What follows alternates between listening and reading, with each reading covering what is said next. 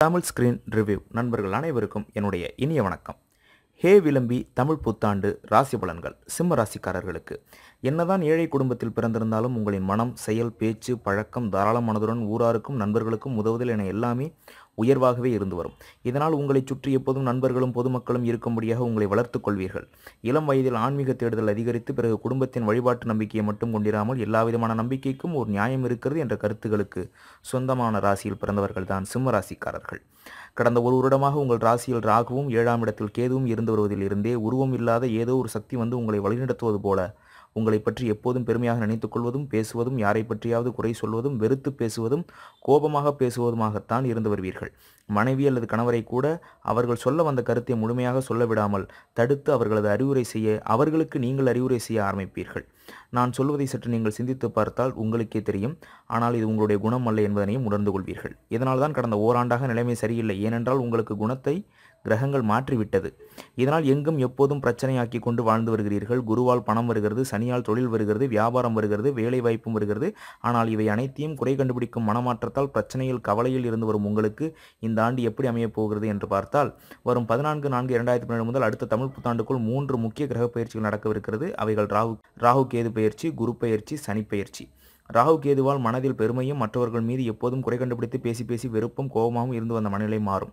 17/8/2017 முதல் 6/3/2018க்குள் உங்களை விட்டு போகிறது. பழையபடி உங்களின் நல்ல குணங்கள் உங்களிடம் வரப்போகிறது. இடையில் உங்களுக்குள் உங்களையும் அறியாமல் புகுந்து வழிநடத்தி வரும் உருவம் இல்லாத கெட்ட சக்தி விலகப் போகிறது.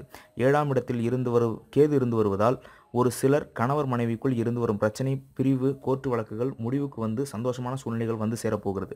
சிலருக்கு சனி 4ஆம் இடத்தில் இருந்து 7ஆம் பார்வையால் 10ஆம் இடமான தொழில் ஸ்தானத்தை பார்த்து வருவதால் கடந்த ஒரு வருடமாக தொழில், வியாபாரம், வேலையில் பிரச்சனை, கடன் தொல்லை, கோர்ட்டு வழக்கு, சொத்துக்கள், தொழில்கள் முடக்கம் என்று இருந்து ஒரு மோசமான நிலை வரும். 27/10/2017 முதல் 21/2/2018க்குள் மாறப்போகிறது என்றே சொல்லலாம். நல்லவைகள் எல்லாம் நடக்கப் போகிறது. நீங்கள் போட்ட திட்டங்கள் எல்லாம் படிப்படியாக சாதகமாக போகிறது. திறமை, படிப்புக்கு தகுதியான தொழில், வியாபாரம், உத்தியோகம் இல்லையே, நல்ல மாற்றம் வராதா, சம்பள உயர்வு கிடைக்காதா, முறையாக வர வேண்டிய சலுகை பணம் கைக்கு கிடைக்காதா, கோர்ட்டு வழக்கு தீர்ப்பில் சாதகம் ஏற்படாதா, வீடு, மனை, தொழில், வியாபாரம், பணம் போன்றவற்றில் இருக்கும் பிரச்சனை தீராதா என்ற கவலையில் இருக்கும் சிலருக்கு வரும் 12/9/2017 முதல் 5/1/2018க்குள் நல்ல செய்தி தேடி வந்து சேரப்போகிறது என்றே சொல்லலாம். மகன் அல்லது மகள் திருமணம், படிப்பு, வேலை சம்பந்தமான கவலையில் இருப்போருக்கு நல்ல பதில்கள் வரும். 12/9/2017க்கு பிறகு வந்து சேரும். ஆக மொத்தத்தில் இந்த தமிழ் புத்தாண்டு உங்களை உயர்த்தும் யோகமான ஆண்டாக அமையப் போகிறது என்றே சொல்லலாம். சிம்மராசிக்காரர்கள் செய்ய வேண்டிய பரிகாரங்கள்: தொடர்ந்து 19 ஞாயிற்றுக்கிழமைகளில் சிவபெருமானுக்கு சக்திக்கும் மஞ்சள் அல்லது சிகப்பு நிற பூமாலை அணிவித்து நெய் தீபம் ஏற்றி சிவாய நம மந்திரத்தை சொல்லியபடி உள்பிரகாரத்தை 5 முறை சுற்றி வாருங்கள். தொல்லை கொடுத்து வரும் சிரமங்கள் படிப்படியாக குறையும். இவை பொது பலன்கள் மட்டுமே. அவரவரின் ஜாதகத்தில் இருக்கக்கூடிய தசாபுத்திகளுக்கு ஏற்ப இதில் இருக்கக்கூடிய பலன்களை கூடுதலாகவோ அல்லது குறைத்தோ நீங்கள் கிடைக்கப் பெறுவீர்கள்.